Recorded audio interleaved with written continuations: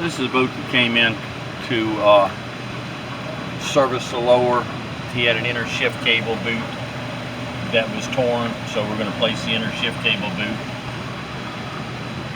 Nothing was ever mentioned about a drive oil leak, but as it came in and backed up today, we noticed there was a puddle of drive oil on the ground underneath it.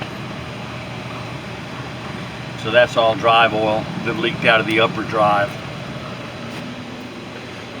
Here's his upper drive.